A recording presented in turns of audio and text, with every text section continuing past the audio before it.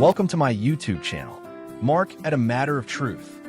All of my Bible teaching songs are based upon my sound biblical Bible studies on my website at thechurchofthefirstborn.net. Let's just dive right into this explainer. Today, we're unpacking what I can only describe as a theological detective story straight from our source material regarding the true nature of Jesus. Whether you're a scholar of historical theology or honestly just someone curious about how ancient texts get interpreted, the source we're looking at presents a deeply detailed argument, and it's one that completely challenges centuries of mainstream thought. We're going to look strictly at the author's textual evidence to see exactly how they build this case. To kick things off, the author asks us to challenge our basic assumptions and investigate a central premise. Has Jesus literally always possessed divine lordship, or did something profound happen after the cross? Right? Because for most of Christian history, the assumption has been that divinity is this eternal, unchanging trait. But the text we're exploring asks us to hit pause, zoom way in on the specific language of the early apostles, and ask if the title of Lord was actually an acquired status, something granted at a very specific moment in time. The source immediately sets up a core conflict. On one side, you have mainstream church tradition, which views Jesus as God incarnate. On the other, the author's biblical Unitarian stance, arguing Jesus was a mortal human who was granted his cosmic status later on. Basically, mainstream tradition teaches that a pre-existent divine being was sent down from heaven to become flesh. But this biblical Unitarian view, it flips that entire concept on its head. They argue Jesus began completely as a mortal human being, and it was only through his perfect obedience and resurrection that God actually exalted him to the position of Lord. To piece together the author's argument without endorsing either side, we're going to follow this roadmap. Number 1, tradition versus Acts 2:36. 2, reinterpreting the heavenly Lord. 3, the timeline of exaltation. 4, uncovering the cosmic purpose. And finally, 5, the biblical Unitarian conclusion. All right, section 1, tradition versus Acts 2:36, the core conflict. Let's see how the author builds their case against mainstream tradition here. Now, what's genuinely fascinating here is the author's intense focus on the phrase, God hath made. They argue this explicitly means Jesus was not always Lord. This verse from the book of Acts is literally the cornerstone of the author's entire investigation. They point out that the Apostle Peter is speaking directly to the Israelites, delivering the very first gospel message. And in that message, Peter doesn't say Jesus revealed his lordship or that he returned to it. He says God made him Lord. The crucial point for the author is that you can't be made something you already are. It just doesn't make sense. They rely heavily on the functional definition of the word made. Think about it. Just like a king making someone a knight means that person definitely wasn't a knight yesterday. In the author's theological framework, God the Father is the ultimate supreme being, and he orchestrated a definitive change in Jesus' status, an event that specifically took place after the crucifixion. Moving right along to section 2, reinterpreting the heavenly Lord, shifting the translation. Let's see how the author systematically reinterprets verses that traditionally support a pre-existent Jesus. So, Trinitarian tradition uses this specific verse to say Jesus came down from heaven, but the author challenges that exact translation. At first glance, the phrase, the Lord from heaven, seems to totally contradict the author's theory, right? It sounds exactly like Jesus originated in heaven and came down to earth. That's the mainstream interpretation. But the source material doesn't just ignore this verse. Instead, it digs straight into the original Greek to find an entirely different meaning. According to the source, translating the Greek word ek as in rather than from perfectly aligns with their view of a mortal second man who is now reigning in heaven.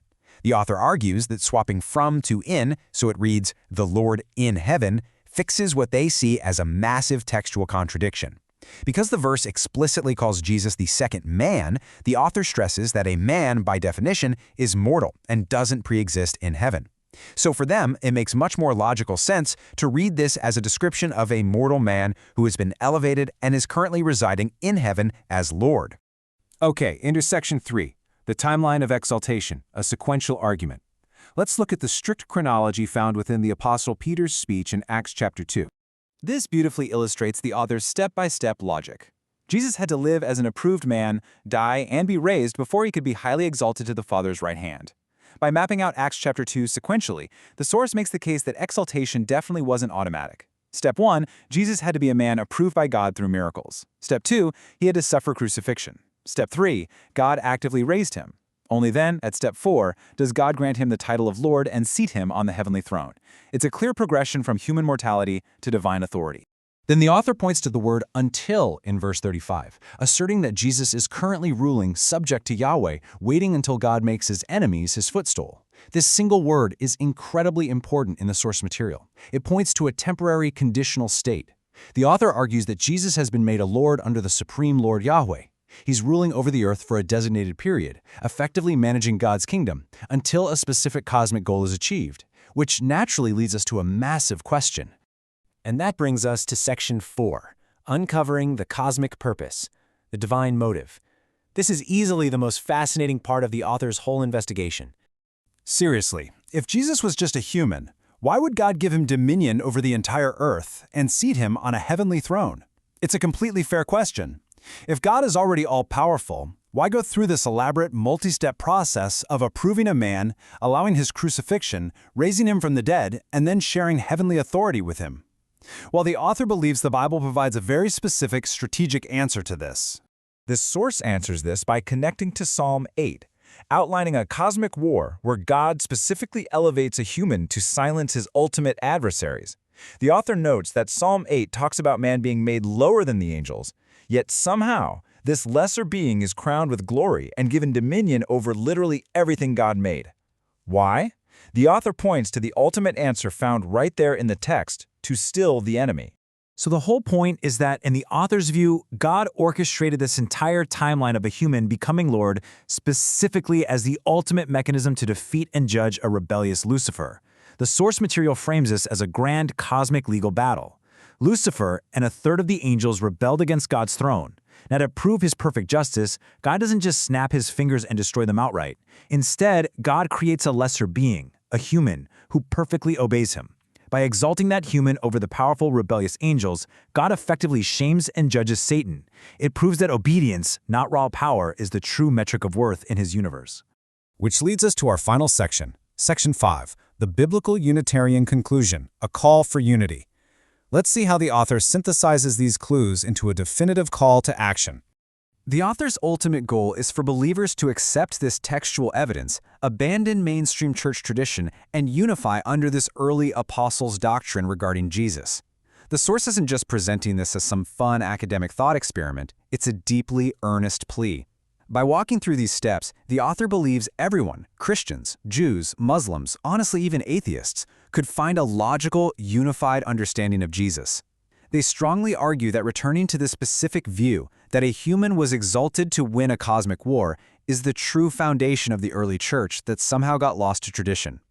Regardless of where you personally stand on the theology, this explainer highlights just how profoundly a single word, like made or until, can change the entirety of a 2,000-year-old story. Focusing on words like made, ek, and until allows the author to construct a completely different narrative about the cosmos. And it leaves us with a really fascinating question to ponder. If translating a single word differently can potentially alter centuries of established doctrine, what other foundational beliefs might be hiding in plain sight within these original texts?